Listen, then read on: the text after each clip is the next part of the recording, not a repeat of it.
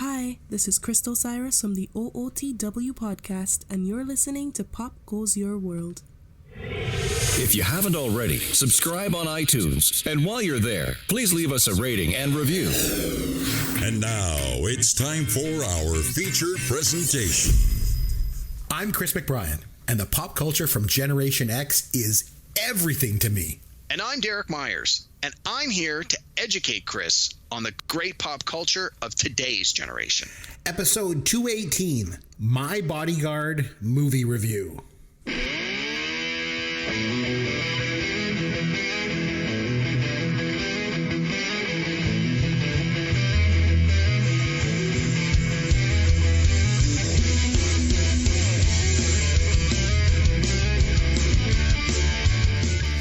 Chris McBrien along with Derek Myers, and this is Pop Goes Your World, the pop culture podcast for the generations. Now, we recently held a pop culture fantasy draft for the year 1980, and Derek, you came away victorious in that one, so congratulations. And you selected The Shining as the film that you wanted us to review, and this week I went with My Bodyguard as my movie from 1980. But before we get to that, Derek, since last we spoke, what pop culture have you been able to partake in, my friend? Just a few things.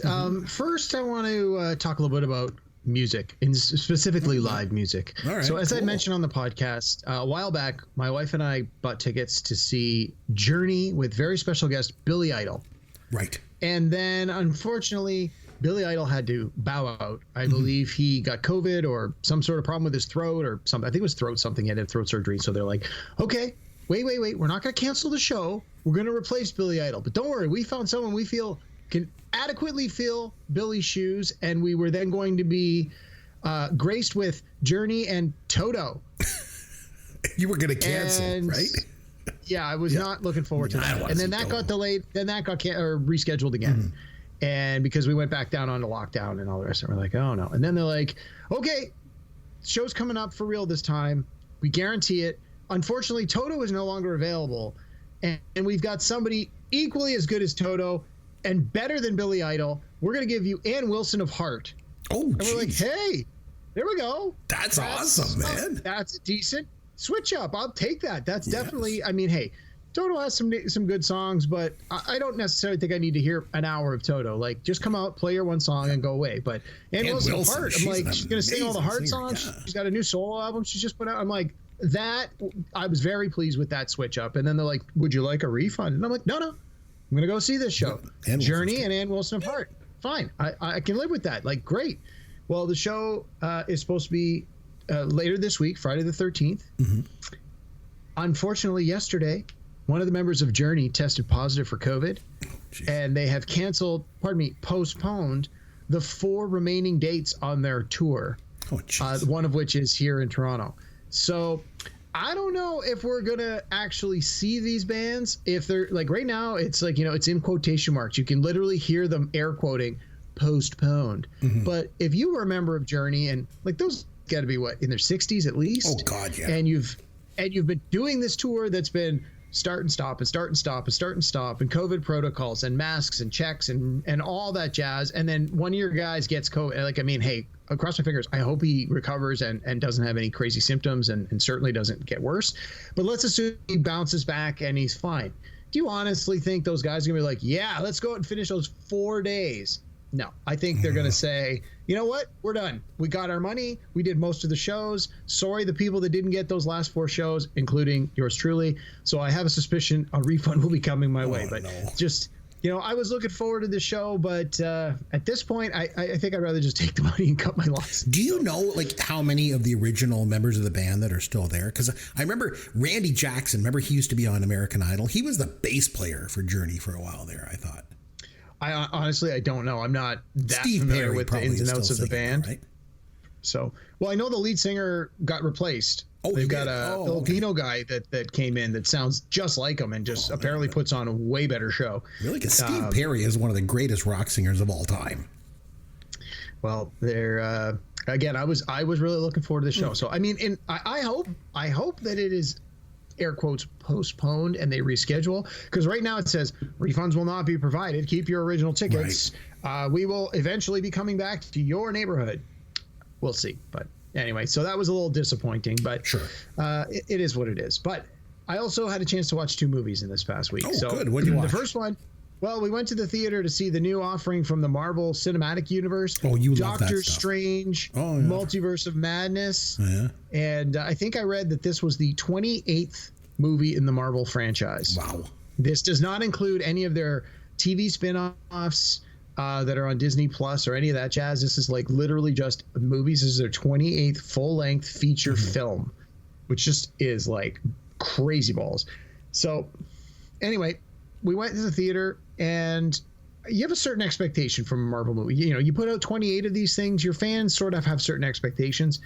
Honestly, I didn't care for it. In fact, I disliked it to the point where this was probably one of my least favorite Marvel movies I've seen of the 28. I've heard now, the opposite. I've heard people that have said it's fantastic. So that's interesting. So for me, part of it is I've never really been a big fan of the character Doctor Strange. From a comic book perspective. With most of the other stuff, I've been familiar with the comic books. I have this long-lasting relationship with these characters, and finally seeing them on the screen has been like a huge plus.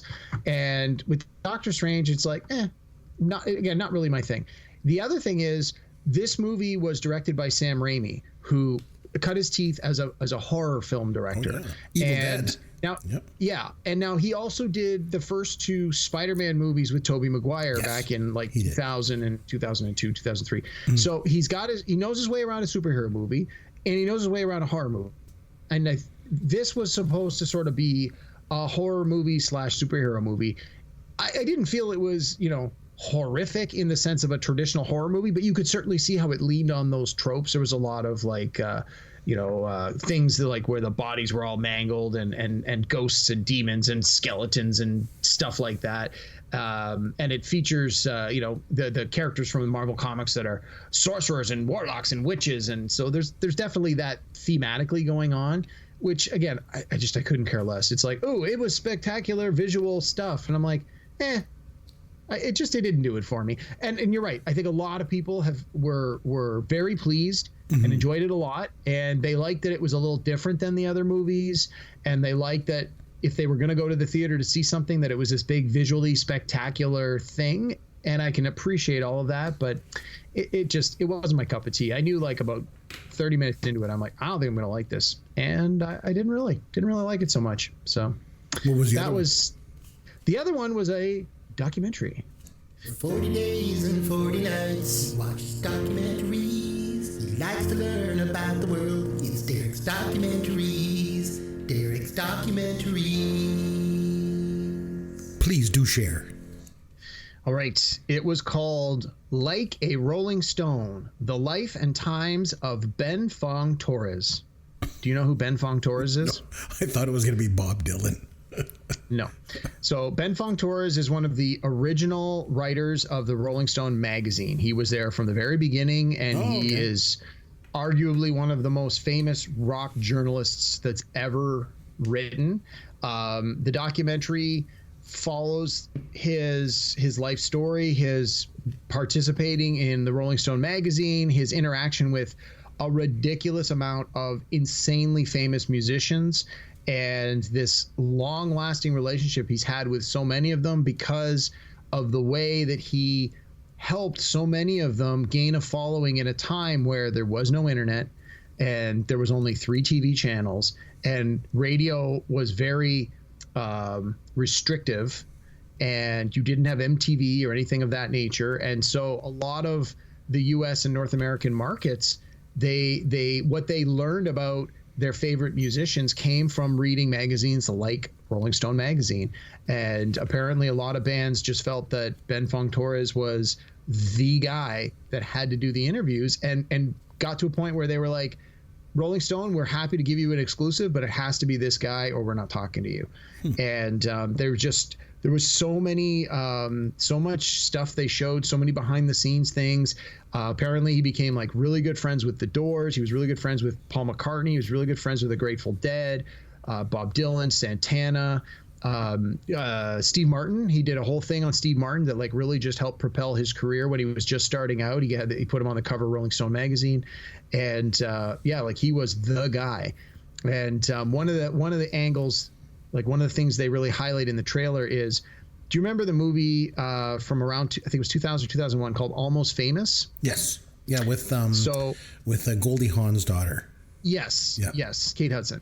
I think she won an Oscar for that, if I remember correctly. She did. Best Supporting Actress, yes. Yes. So that movie features a young teenage kid who goes on the road with this band and is writing an article about them for Rolling Stone magazine. And this is loosely biographically based on Cameron Crowe, who is the writer-director of that movie, and his experience as a young teenager doing something similar to this. In the movie and in real life, Cameron Crowe was given this opportunity by Ben Fong Torres, who was his boss, who was his editor. So that was sort of how they teased the original trailer on Netflix, is they show you that little scene from Almost Famous where they have their first telephone conversation, and then they're like, this guy that was partly the inspiration for a part of this movie, he was a real guy, and here's the story of this real guy's life and how important and influential he was. So if you're a music nerd and this sounds even marginally interesting to you, I think you're going to really enjoy it.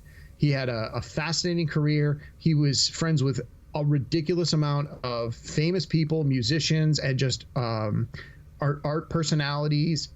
Like Annie Leibovitz was the photographer at his wedding. Like, he just was connected to so many important pop culture icons through the 60s, 70s, 80s, 90s, and he's still a big name in the industry, and he does a lot of charitable work now where he like does things where they'll have like a benefit and they'll sell tickets, and he'll reach out to the people that he's met over the years and say like, oh, well, will you come out and make an appearance or sing some songs and help raise money for these charities? And yeah, and apparently he's written a ton of books, a bunch of biographies, and yeah, it was fascinating, and the music in the thing was great. So it's called Like a Rolling Stone: The Life and Times of Ben Fong Torres. It's on Netflix. It's probably right near the top of the list because it just came out, but it was a really strong one. So I know some of our friends, like our good friend Greg Martin, big music guy, he will love this.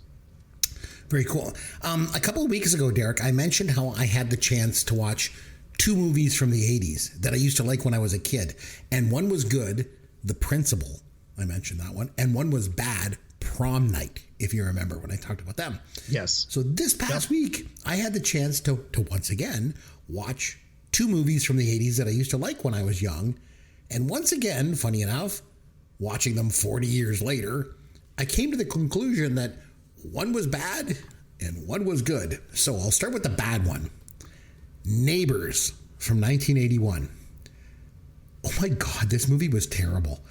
And that's got Belushi in it, right? Yeah, I mean, this is coming from the biggest John Belushi and Dan Aykroyd fan of all time with me.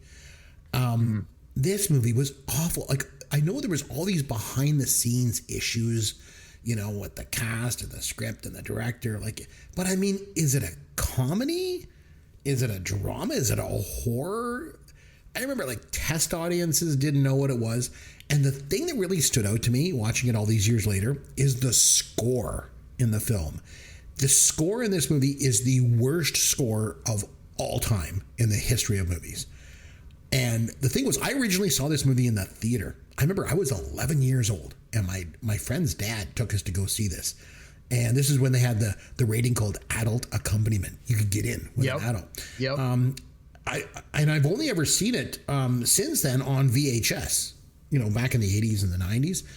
And I never noticed, like now I'm watching it like on my big screen TV on high def. I never noticed for it. Dan Aykroyd's wearing these blue contact lenses in this movie.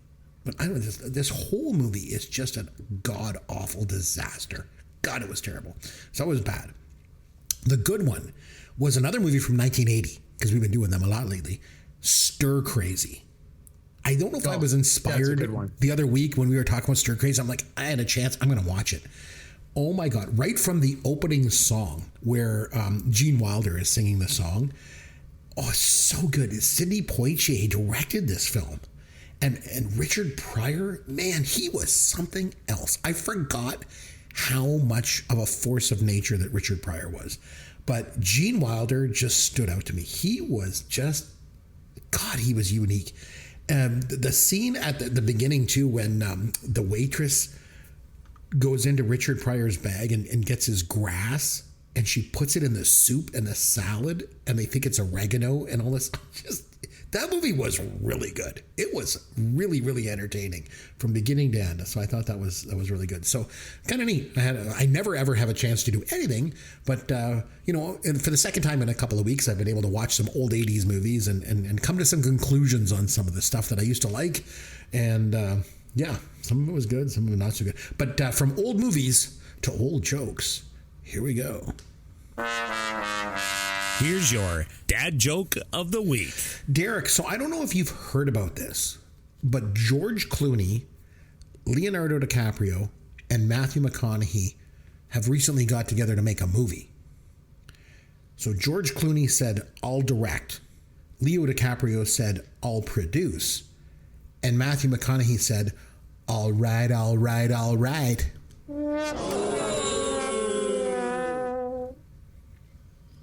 That was terrible. Let him write them from now on. He's got to write the jokes from now on, maybe. Yeah. Can't do any worse. I'm your head counselor. I did not enjoy this anymore the second time. What's going on? What's wrong? Never seen it. Never interested in seeing it. No desire to see it. Was not interested at all. Oh, I paid $200 for these shoes, but I mean on the best. It's certainly tame by today's standards. There's a very fat pair of pants hanging from the flagpole this morning. It is not something I think I ever need to see again. No! Matt Damon. Matt Damon. All right, my friend, it was over to me this week to pick a movie from our draft year of 1980. And, sometimes movies are personal. And that's definitely the case with My Bodyguard for me. So in 1980, this is a bit of a setup. Back then, I moved to a new town. I was 10 years old, and I was relentlessly bullied. And the thing was, it wasn't until I fought back that the bullying stopped. So needless to say, this movie struck a chord with me back then, and it still resonates with me to this day. But the thing is, this is not only just like a personal film, it's a good movie. And back in the 80s, you got to remember, we always talk about how you got to take, movies within the context of when they're set. Back in the 80s, teen movies were all about sex and nudity, and the characters were usually one-dimensional. But then you've got this movie that's completely different. It's not about sex or like peeking in the showers like in Porky's, or it's not filled with like misogyny or racism like Revenge of the Nerds. We've talked about that.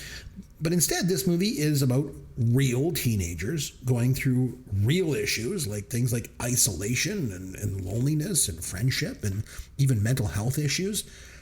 For me, it's a real film about real issues, and it doesn't exploit teens in any way. So I know it's not the big splashy Marvel movies that you're used to, Derek, and the other thing was, you kept referring to this movie. We've talked about it before. You've never seen it. And you just kept I'd never saying, seen it before this week. Yeah, you're like, this is that dumb movie that you're going to force me to watch. So, yeah, I did. I finally forced you to watch it. So now that you've seen it, what are your first impressions of My Bodyguard? I didn't care for it, but I did feel that it had. There were a few things in it that I thought were good, but for the most part, I didn't care for it. I thought it was really slow getting set up. Like, I watched the first 30 or so minutes and just kept thinking, oh my God, like something happened. This is so boring. And the music was driving me bananas. It sounded like something you would hear at a Renaissance fair from people that are either hungover or haven't practiced enough. My God, and it just seemed just seems so bizarre, the musical choices in this movie, especially at the beginning. No. I found that the whole part about the mom and the dad and the hotel, like, just seemed completely unnecessary. Like, they could have established that he was new to the school very quickly without any of that blah blah going on. I just didn't feel any of that was necessary. But I did appreciate. I did like the things like you were saying, like the parts with Linderman when you sort of they explore sort of what's his story and why is he the way he is and how do people perceive it and how does he fight back or not fight back or dispute or not dispute some of these rumors. So some of it I could sort of get into a little bit. I definitely like if it was sort of like you divide it into thirds. Like I think I liked Act 2 the best. I didn't really care for the beginning, and I really disliked the ending. Really? But I felt sort of the middle was where it really had legs. And I don't know. I think the way, like you said, it's really of its time. And I just had a hard time watching it. And there was all this bullying going on. And like nobody was like, none of the adults that were involved really gave a crap about it. Like they were like, well, whatever, we're going to suspend you or we're going to give you a detention. And it's like, really? Like he's clearly extorting these children and stealing their money. Like, how is this not a crime? But I know in the moment, in the time, because it's from 1980, that's how it was handled. Yeah. So I just had such a hard time wrapping my head around that. Like it took me right out of the movie. But anyway, we'll do a deeper dive. But that's sort of my initial. I think you made some interesting points. I like some of the points you made about the second act, which I think is the strongest in the movie. I think the ending is actually great, but we'll get into that. So the movie's directed by Tony Bill. Now, he was previously an actor. He also directed Untamed Heart in '93. Did you ever see that one with Christian Slater and Marissa Tomei? It was quite good too. Okay, so this movie stars Chris Makepeace, Martin Mull, and Ruth Gordon, and it was the film debut for Adam Baldwin, Joan Cusack, and Jennifer Beals. Now, Matt Dillon had already done Over the Edge and Little Darlings prior to this. The movie had a budget of $3 million. It made $22 million at the domestic U.S. box office, so that was good enough for 22nd place that year. It finished just ahead of Fame and Altered States, just behind Raging Bull, American Gigolo, and Xanadu. One of my favorites. Okay, so I want to talk about the cast a little bit, because I think this is one of the strong parts of the film. Chris Makepeace. Let's start with him. He's Canadian. What was with his hair, man? I know. His hair was always a thing. Again, of the moment, of the time, it's like watching a 70s movie and they're all dressed in like bell bottoms and big collars. And you're like, dude, what were you thinking? I'm watching this movie going, please, somebody get this kid a haircut. So I always liked him. He's a Canadian actor. He was also in one of my all-time favorite movies, Meatballs. He did a couple of made-for-TV movies after this. Like he did the Terry Fox Story and Mazes and Monsters with Tom Hanks. That was about Dungeons and Dragons. That's right up your alley, Derek. You ever heard of that one? I've heard of it. I heard it was terrible. Anyway, so then after that, he pretty much just stopped acting. Like he did move behind the camera as an assistant director, but he hasn't really done a whole lot since the early 80s. And it's too bad, because I always thought he was really good. He was very, very unique. I think Hollywood probably just didn't really know what to do with him. But I always thought he really pulled off that kind of low-key, vulnerable character that I think a lot of people can relate to. And like I said before, I mean, at a time when teen movies were all about like sex antics and obnoxious characters, here you've got Chris Makepeace, who was just this low-key, regular, everyday teenager who just struggled like all the rest of us. I think he was very relatable. I don't know. Yeah, definitely. I mean, at its core, the movie, the elevator pitch for this movie is pretty decent. It's, kid goes to a new high school, is clearly not one of the popular kids, gets bullied by, the bullies, and,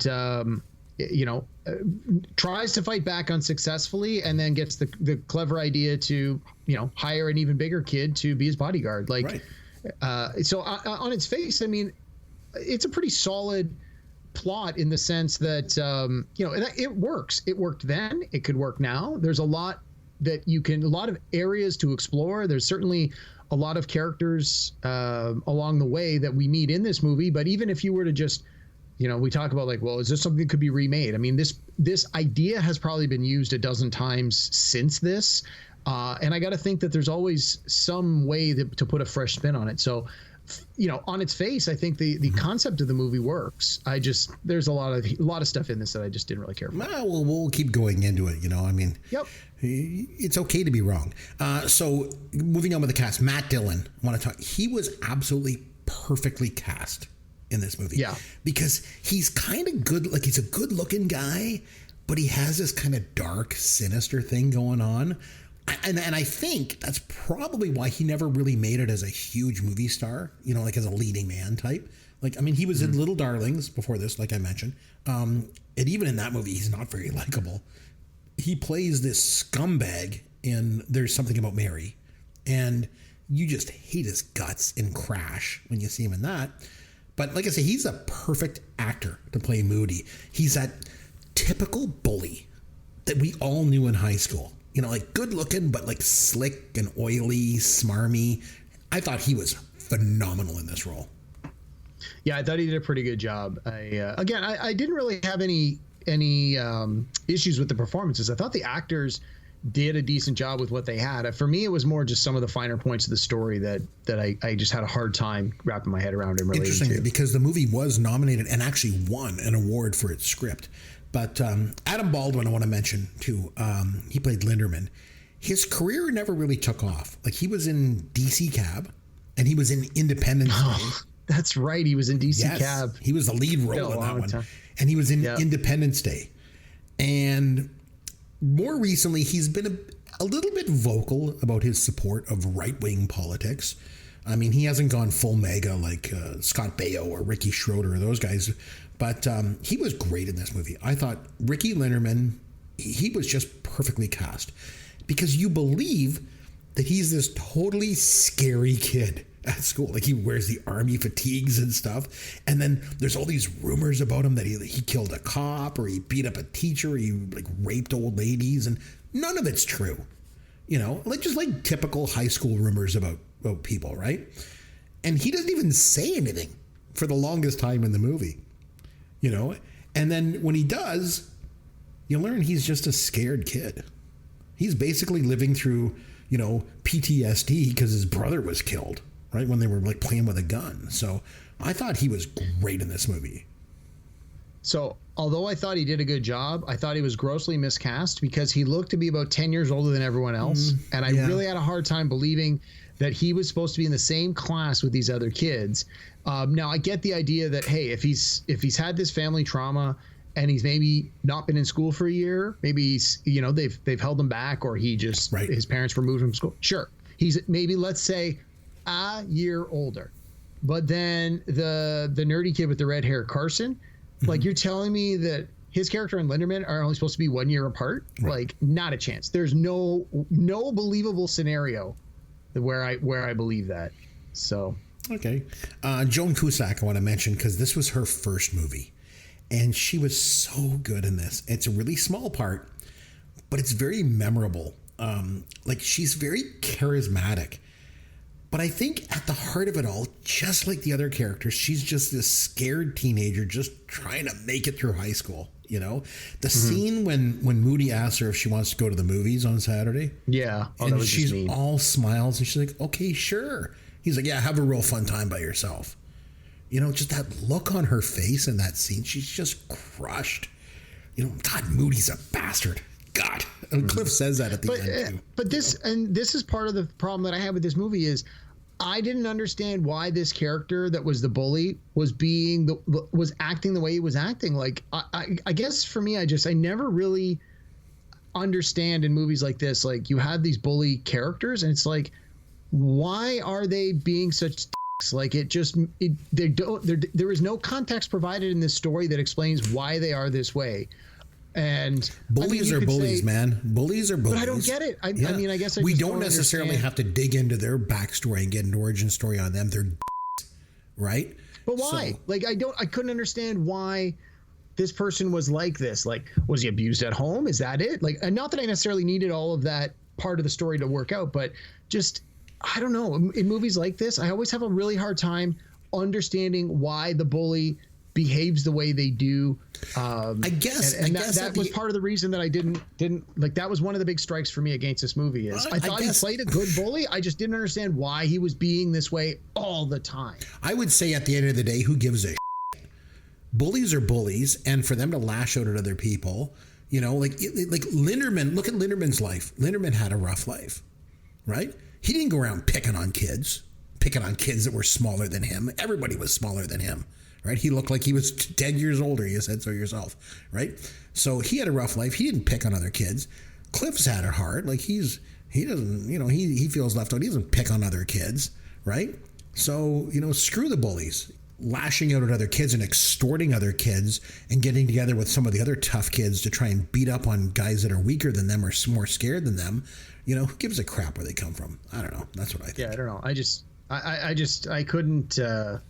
I don't know. I just it was a big gap for me. I couldn't understand, and I'm not saying like, oh, they have a bad life. Oh no, you have to feel sorry for them. Like, hey, no, you're right. They're jerks. They deserve to get their ass whooped, and it's like, I'm okay with that part of the story. I really didn't understand, and this is so common with so many of these movies. I don't understand why so many of these bullies act the way they do, and it just makes no sense. Maybe you were a little bit more sheltered. Maybe you were more sheltered in high school. I mean, maybe and that's you didn't it, confront bullies. But I think, for those of us that have confronted bullies, it's like, who cares what the reasons are? They're bullies, and they're jerks. I want to talk about Ruth Gordon a little bit. Man, she was around forever. Like she started in theater. She started off in doing stuff like Peter Pan, and then she was in silent films. And then she was in a couple of Gen X movies that really stood out. So, Derek, have you ever seen the 1974 movie Harold and Maude? I started watching it and just could not get into it, but I've heard very good things about it. It's amazing. Give it a chance. It's unlike anything. I was gonna say, if you nominate it on this podcast, I'll watch it. But that's sort of the motivation I need. I've tried it. Somebody else whose opinion I greatly respect at university said, like, you have to watch this, and I just couldn't get into it. You really should watch it. I mean, it's about this relationship between Ruth Gordon, who's like in her 70s at the time, and she has a relationship with this young teenage boy played by Bud Cort. Yeah. And he's all obsessed with like suicide and all this dark imagery, and she basically makes him realize how amazing life is and how good it can be. I've seen the ending of Harold and Maude, so I understand sort of. It's one of those ones where it's like, Rosebud was the sled. Okay, now go back and watch Citizen Kane. You're like, oh damn it, like the big payoff's been spoiled for it. Yeah, it's a real hidden gem, though, kind of like this movie I think is. Oh, and of course she was also in Any Which Way You Can, which we just mentioned like the other week on the podcast. Well, that I've seen, of course. Yeah. She was Ma. She was Clint Eastwood's mom in that. Martin Mull was the dad. I've always liked him. He was an actor out of Chicago. He was on Mary Hartman with Louise Lasser, and then he was on the spin-off Fernwood Tonight. He was in Roseanne. And I always remember him from Roseanne. He was the boss in Roseanne. Yes, and he was Terry Garr's boss in Mr. Mom as well. So I liked him. I thought he was good. Yes. Yeah. And he's like that guy. He appears in so many things. You're exactly. Like, oh, I totally know that guy from. Where do I know that guy from? Yeah. Like he's got a ridiculously long IMDb. He's been in everything. The principal, you mentioned him, how you were talking about the adults in the movie when he's like, I ought to suspend you, but since no real damage was done, I'll just let you off with detention. And the thing is, when in that scene, you just know Cliff's going to get it because it's like, of course, oh God. But anyway, the principal was played by Joan and John Cusack's dad, Dick Cusack. He was an actor doing bit parts in Chicago for years, and he played that part. So that was interesting. And one of the other adults, like you mentioned, they didn't do a whole lot, but also, what were they supposed to do? Like in the moment, back then in 1980. The one I want to mention is Ms. Jump. Remember Clarice Jump, the teacher? Catherine Grody was the actress's name. Now, she only ever did just a few small bit parts. I remember her in a movie with Richard Dreyfuss called Whose Life Is It Anyway? Back around the time that this came out. But anyway, she's married to Mandy Patinkin. Really? Yeah. Oh, they've been married for like 40 years. Wow. Yeah. Nice. I thought she was great in this small part that she had. The scene between her and Moody in the classroom, and then especially I think the scene between her and Cliff when she's telling him what she knows about Ricky Linderman. I thought she was very, very good in this movie. Another guy I want to mention was Hank Salas. So he played Mike. Now, he only ever did this, and he did another movie that I know you know, Dr. Detroit.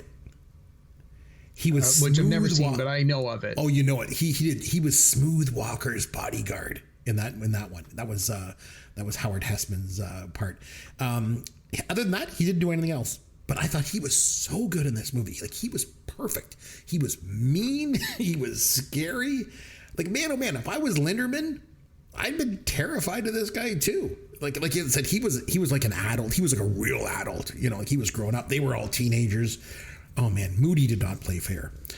I wanted to mention a couple of cameos as well, which I'm sure you noticed. Sure. George Wendt was one. Yes. And Tim Kazurinsky air conditioner repairman. Yes, Tim Kazurinsky as well. They were both at Second City in Chicago at the time, and they both obviously had small parts here. Like you said, they were like a repair mechanic or whatever the hell they were, right? Mm-hmm. George Wendt, obviously Norm from Cheers. Tim Kazurinsky was on Saturday Night Live, and he also had bit parts in About Last Night and Neighbors, the movie I just mentioned that was so bad. I always remember him from he was in the Police Academy movies, wasn't he? Yes, he was. You are correct. That's where I recognized him from. Yes. And a couple other ones. Dean Devlin. So, I don't know if you know Dean Devlin. He went on to be, he left acting and went on to be a producer, and he produced Independence Day. Maybe that's why Adam Baldwin got a part in that movie. I don't know. That's interesting because he knew him from this one. Maybe. But Jennifer Beals, too. I don't know. She was in like a blink and you'll miss her scene. She was a bit of an extra, but she was one of the students in class. So they didn't have any lines or anything like that. I think the producers basically just shot the movie in Chicago, and they just like said, hey, we'll just tap into the local actors, you know, for the characters here. So a couple of themes in this movie. You kind of touch base on the beginning. I want to dig into them a bit. The idea of coming of age. Okay, like you've heard this term for several movies, but a lot of the time, it's about sex. You know, like movies like Fast Times at Ridgemont High. It's all about like coming of age. You know, you start feeling, what are these feelings I'm having about sex, and then acting on those feelings and all that. And this was this prevalent theme back in the 80s, and they usually dealt with it with like raunchy comedy, right?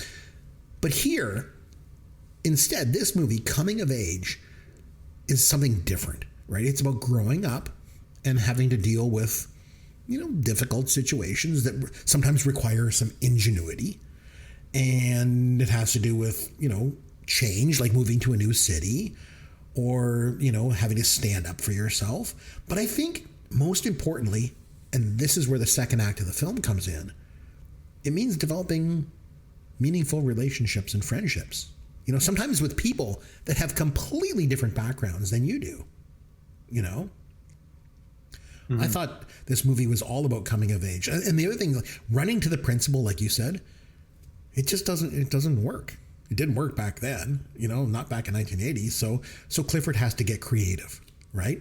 And he's obviously a smart kid, like he's good in school. So he comes with the idea of the bodyguard, you know, deal with the bullies.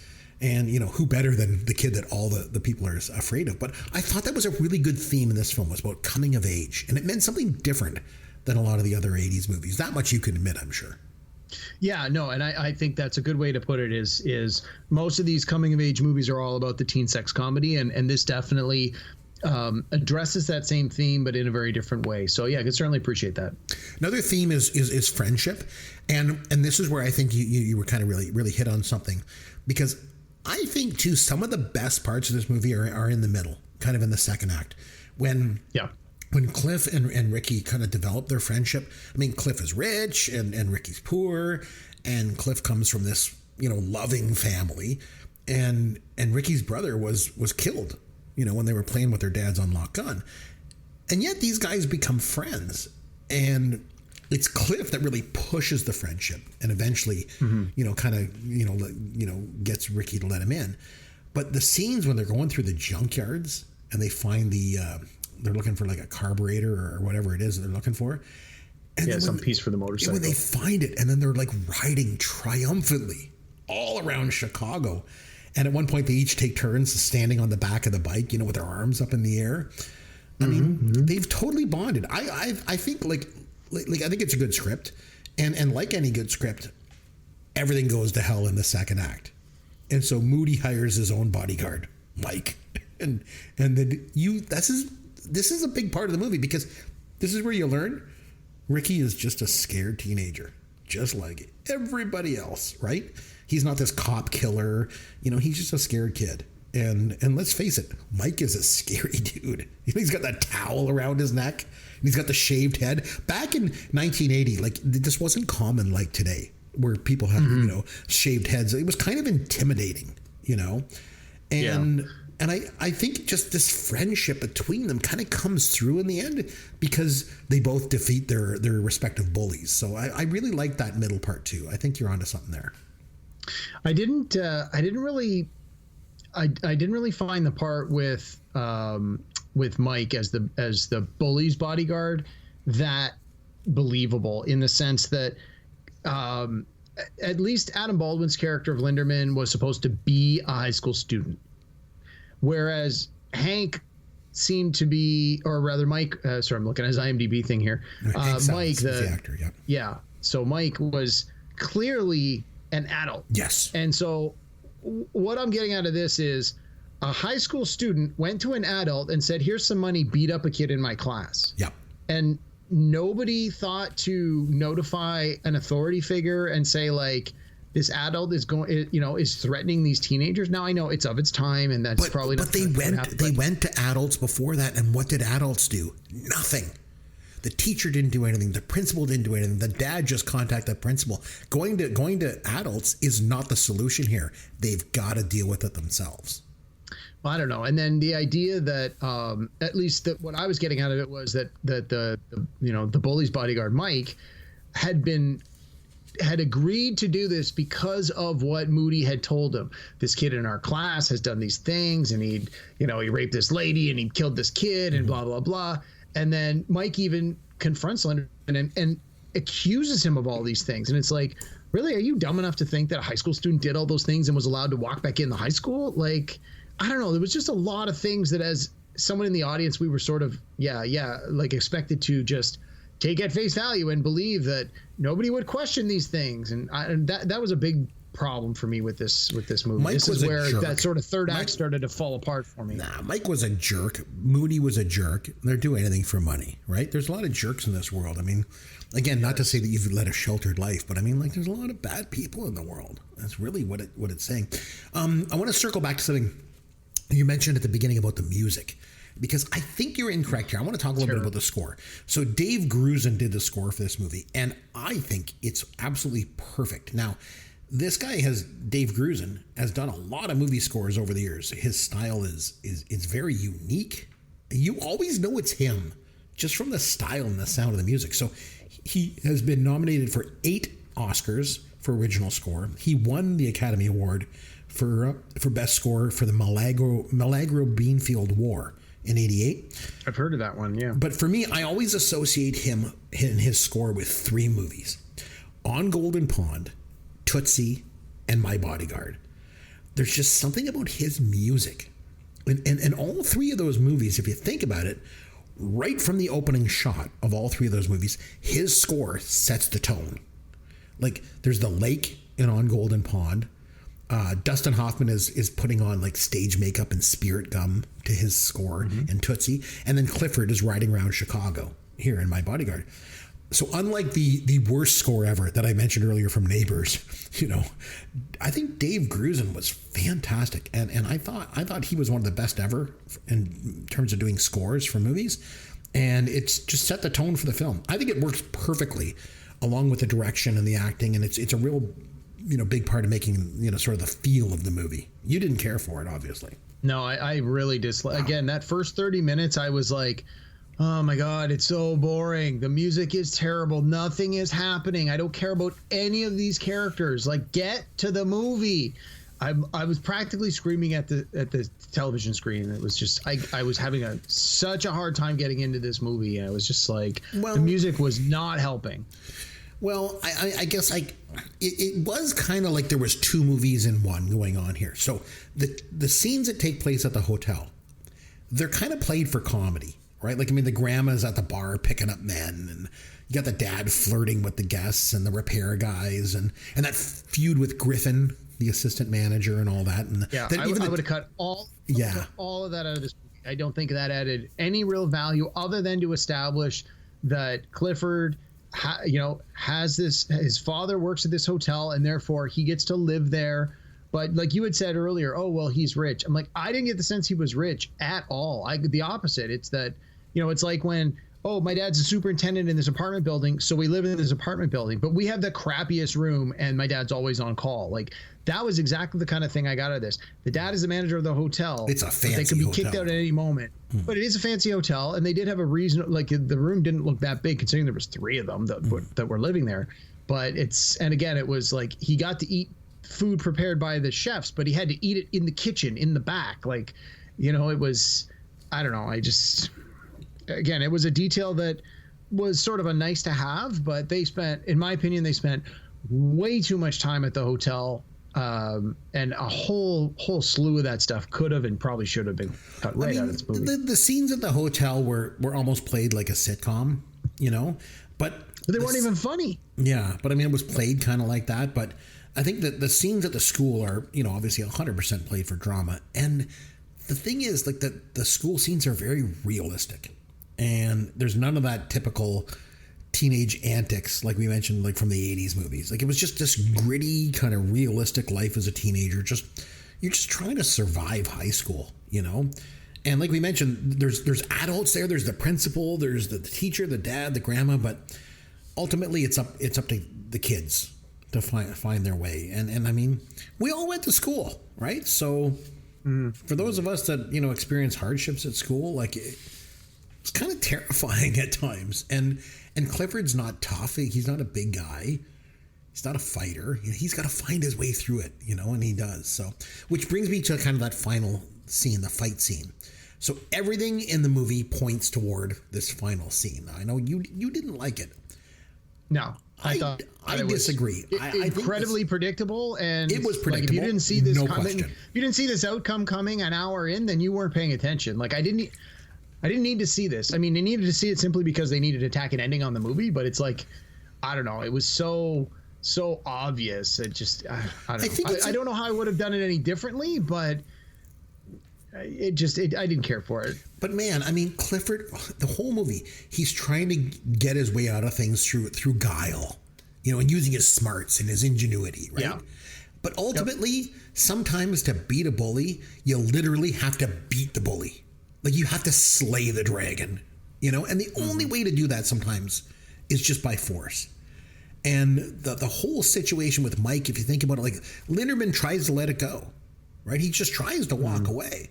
First, Moody takes his motorbike and pushes it into the lake. And then when they go and they get it out, Mike is like, no, it's Moody's now, you know? And they take it from him. And it pushes Linderman over the edge, right? And he fights Mike. You know, and then Moody jumps on him, and like Linderman can't defend himself and all that. And then finally Cliff jumps in, and then those two square off, you know, in these different fights. I don't know. That final scene, I think there's a lot of realism to it. And it's like, what happens when you finally fight back, you know? And again, what you're left with at the end is not a movie that's about sex and partying and misogyny and racism. This is a hidden gem, I think. It's just this little movie about the difficulties of being a teenager and being vulnerable. And I think sometimes that's something that a lot of people can relate to. Even today, I have let my son watch this, my 12-year-old son. Last year, we watched this movie together, and he thought it was great. You know, he even relates to it. Not saying he's not getting bullied at school, but he's like, you know, Dad, these things still happen at school. Like, you know, like, some things never change. And I think growing up is hard, growing up is difficult, and sometimes you got to take matters into your own hands, and then that's what we see here. So, I don't know. I thought it was just a hidden gem of a film, and I've always loved this movie. No, I didn't care for it. I mean, I watched it. I mean, it's not the worst movie you've ever had me watch. There's been a few stinkers, but I certainly wouldn't run out to watch this. You talk about the rewatchability of a lot of these old movies. This one, to me, I would not rewatch it. But to your point, I think if I had kids or if I had friends with kids that were about the same age as your son, just going into middle school or high school, sure. I think there's a lot that they could relate to in this, even though it's almost 40 years old now, or it is 40 years old now. It's 40, yeah. But I think I wouldn't just have a 13-year-old, 12-year-old watch this in a vacuum. I would have them watch it and then talk to them about how things have changed over the 40 years and how things have not changed over 40 years and how, you know, what would be considered appropriate response versus what would not be considered appropriate response. And I think that that's part of why I had a hard time with this one. Is I was watching it more with today's lens, and I had a hard time sort of thinking back to, well, what would it have been like in the 80s? So anyway, it is what it is. Some things never change. You like it, I didn't. Yeah. I hate to ask you, but you would just give it a rating out of 10 for me? Probably a 5, maybe a 5.5, just above a half. I would go up to a 9 on this. I think. Wow. I think it's that good. It's just this emotional sort of hidden gem film that I think more people need to see. So that's what I think. All right. So anyway, on that note, let's have some fun with Caveman. All right, my friend, it's over to you. What have you got for me? All right, so we just talked about Matt Dillon and how we thought he was perfectly cast as the bully in this movie. He was. And when I was looking through his IMDb, I was kind of flabbergasted with how many amazing directors he has worked with over his career. And to the point you made earlier, like he never really became an A+ lister, but he appeared in a lot of movies that as part of an ensemble or as part of a group. Like there weren't really very many where he was the standout A-list, A+ top star of the movie. Right. But he's had and I guess continues to have a pretty decent career. And for whatever reason, either directors like working with him or he has a knack for working with amazing directors. So he's worked a lot. Yeah. Yeah, so I've got a bunch of movies here. We're not going to do the pick the flick because I'm going to tweak it a little bit, but it's like that. I will give you the year the movie came out and a little synopsis, but I will also include the director because I think it's important to note how many significant directors he has worked with, like that are now big names. Some of them maybe weren't big names when they worked with him, but have gone on to have remarkable careers. I like Matt Dillon a lot, so I think I might do good on this one.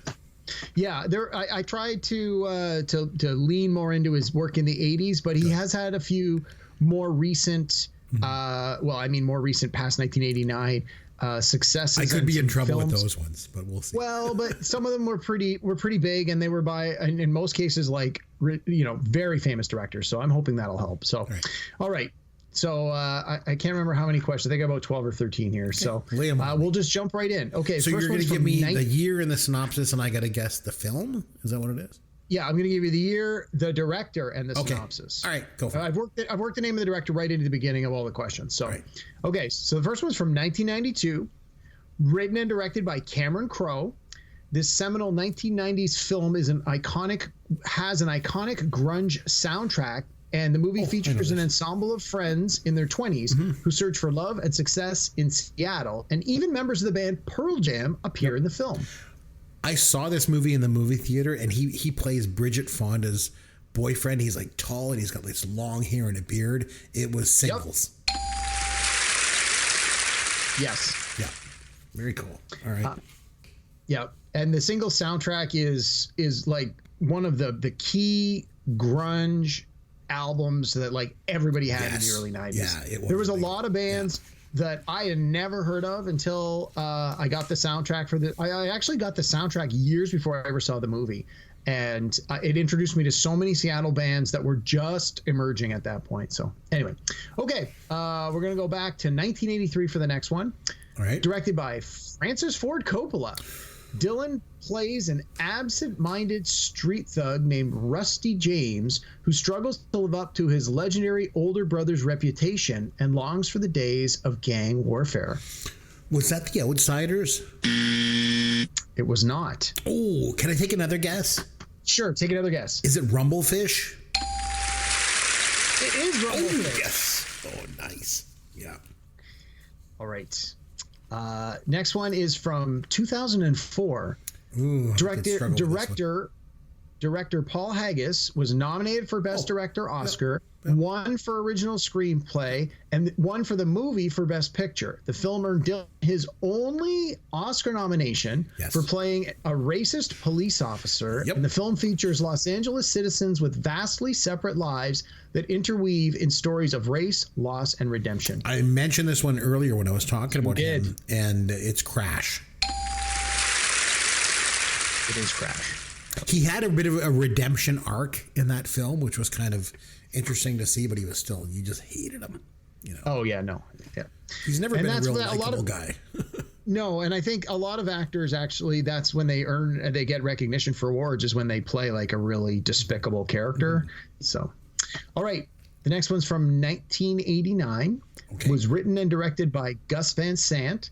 Matt Dillon gives a career best performance in this movie, a minimalistic, sympathetic portrayal of a junk addict trying to go straight while he and his pharmacy robbing crew pop pills and evade the law. That was Drugstore Cowboy. Yes, it was. Yeah. I've never seen it, but it sounds pretty decent. Yeah. All right. One of his best performances, too. This is one of the only ones I don't think you're going to get because it's pretty new. It's from 2006. Yeah, I probably won't. It's pretty new. Directed it's by so funny. Some people, I mentioned that recently. I was like, oh, that's a newer film. And people like, that's like 20 years old. What the hell do you mean? Mm-hmm. 2006 to me is very new. Okay, go ahead. Yep. Okay, 2006, directed by the Russo brothers, who are best known for their work directing Captain America and the Avengers films. Mm-hmm. And in this movie, Dillon's character has just married Kate Hudson, and their best man, played by Owen Wilson, stays on as a house guest with the newlyweds, much to the couple's annoyance. I don't know. It was called You, Me, and Dupree. And Owen Wilson plays Dupree. Okay. All right. That was the only one I thought, he's probably not going to get this. Okay. We're going to go back to the 80s. Right. I figured I needed to give you a nice slow ball over the plate here. Sure. 1984, directed by Gary Marshall. Okay. In this comedy, Dillon plays a recent high school graduate unsure of his future who gets a summer job at a beach club. Yes. This movie is actually pretty good. It's The Flamingo Kid. Yeah. It was really good. He was actually quite likable in that movie for a change. And he's very charismatic in that, surprisingly.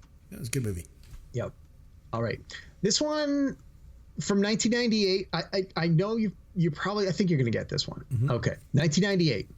So despite being billed second on the movie poster, Dillon is largely forgotten for his part in this erotic thriller.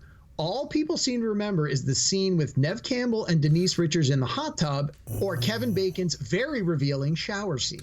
I have not seen this movie, but I'm familiar with what you're talking about, and it was Wild Things. Yes, it was. Yes, yeah. Neve Campbell, great. She was great. Oh my God, yeah. Whatever I'm sure you remember that hot tub scene. God, she was a good actress. I liked her a lot. Yeah, I don't know. All right. This next one's from 1985. Okay. Oh, I didn't even know who this director was, but when I looked him up, I'm like, oh my God, like this guy was huge before the 80s. Okay. Directed by Arthur Penn. Mm-hmm. In this action film, Dillon plays Gene Hackman's son as the two of them search for his missing mother who was kidnapped during a trip to Europe. I don't know. It was called Target. Target. Oh, not to be confused with the department store of the same name. Okay. Yeah. Are you familiar with director Arthur Penn? His name sounds familiar. How do I know him? What else did he do? Yeah, his IMDb was just like crazy ridiculous. He did The Miracle Worker, Bonnie and Clyde, Alice's Restaurant, Little Big Man. I'm looking through his Little Big Man. That was a good one. I think it said he had won 3 Oscars. Nominated for 3 Oscars. Like, he was a big director. I was like, wow, okay. And that was one of Dillon's first films from 1985. Okay, we're going to jump to the 90s. Bonnie and Clyde, you said, right? Yeah. Yeah. All right. This one is from 1995. This is another one directed by Gus Van Sant. They obviously got along. Dillon stars alongside Oscar winners Nicole Kidman, Joaquin Phoenix, and Casey Affleck in this film about a woman who wants to be a television newscaster and is willing to do anything to get what she wants. I saw this movie in the movie theater when it came out with a friend of mine. I hated it. I did not like this movie at all. But it's To Die For. Yes. I remember that. Yes. Yeah. I remember that. I never saw it, but it was a big hit at the video rentals when we worked at Blockbuster. God, I hated that movie. It was terrible. All right. Back to your comfort zone. 1983. Oh, I like this. I like where we're going. Another one directed by Francis Ford Coppola, and You'd Be Forgiven. if you forgot that Dillon was in this star-packed film featuring so many big-name actors before they became really famous, including Tom Cruise, Emilio Estevez, Rob Lowe, Patrick Swayze, C. Thomas Howell, and Ralph Macchio. Yes, Ralph Macchio. I mentioned this one. It's The Outsiders. Yeah, gotta do it for Johnny. Outsiders. Yep. All right. I got two more on the list. Okay. Both from the 90s, but I think you got a good shot at getting both of them. All right. 1998. This classic comedy, directed by the Farrelly brothers, features Dillon as a sleazy private detective who puts the moves on Ben Stiller's old high school sweetheart, played by Cameron Diaz. I mentioned this one earlier. He was so despicable. There's something about Mary. Yes. Jerk. Oh, God. All right. Yep. All right. Last one from 1997. Okay. Directed by Frank Oz.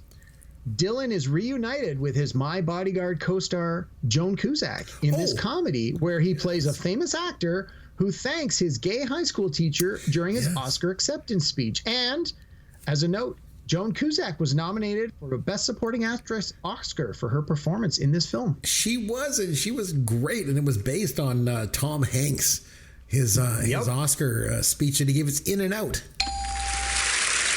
Yes. So starred Kevin Kline as well, and Tom Selleck.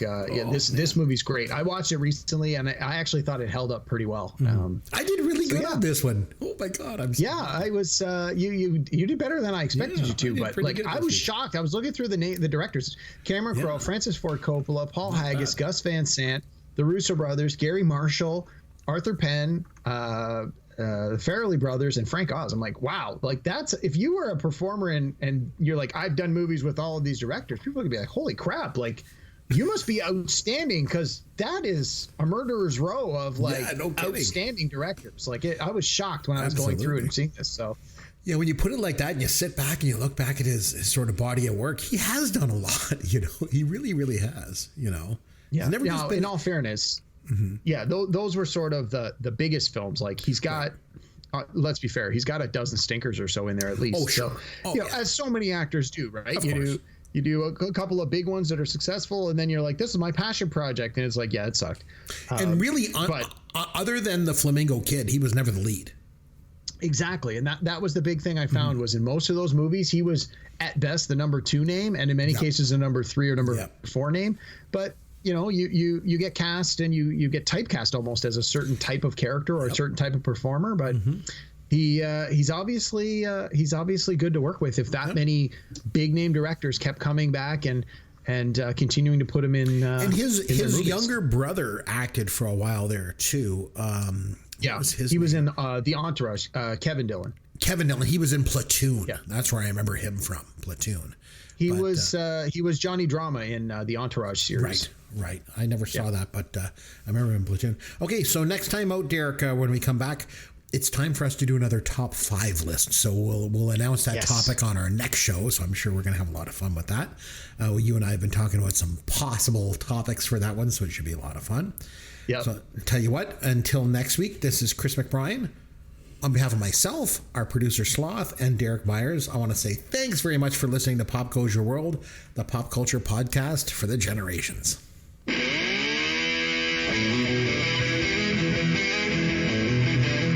Thanks for listening to Pop Goes Your World.